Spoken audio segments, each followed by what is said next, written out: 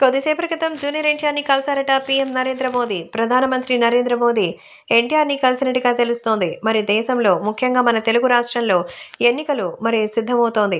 ఈ నేపథ్యంలో junior NTR Telugu Desam party కోసం రావాలని, తెలుగుదేశం పార్టీకి మంచి భవిష్యత్తు ఉందని, ఎలాగైనా తెలుగుదేశం పార్టీ కనుక మీరు సపోర్ట్ చేస్తే భవిష్యత్తులో మరింత మంచి విజయం సాధిస్తుందని ఆయన చెప్తున్నట్టుగా అయితే తెలుస్తోంది.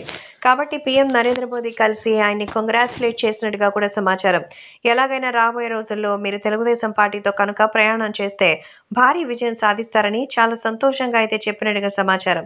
అంతేకాకుండా మిమ్మల్ని ఈరోజు ఈ పొజిషన్‌లో చూస్తున్నందుకు చాలా సంతోషంగా ఉందని, రాష్ట్రం మొత్తం కూడా మీ పేరు మారుమోగిపోతోంది. దేశంలో కూడా ఎక్కడికెళ్ళినా 'ట్రిపుల్ ఆర్' సినిమా గురించి అడుగుతున్నారు. 'ట్రిపుల్ ఆర్' సినిమా ద్వారా మీరు ప్రపంచ ఖ్యాతిని ఎంతో చక్కగా చాటి చెప్పారు. అలాగే మీ తర్వాతి తరం వాళ్ళు కూడా ఈ సినిమాని గుర్తుపెట్టుకునే రేంజ్‌లో అయితే ఉన్నందుకు చాలా ఆనందంగా ఉంది అంటూ చెప్తున్నారు మన పీఎం నరేంద్ర మోదీ.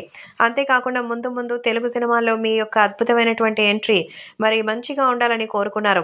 అంతేకాకుండా కేవలం ఇక్కడితో ఆగకుండా ముందుకు వెళ్ళాలని ఆయన కోరుకున్నట్టుగా తెలుస్తోంది.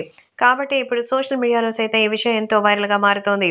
ఏది ఏవైనా అభిమానులు కూడా వీటికి సంబంధించిన విషయం తెలుసుకొని ఎంతగానో ఆనందం వ్యక్తం చేస్తున్నారు.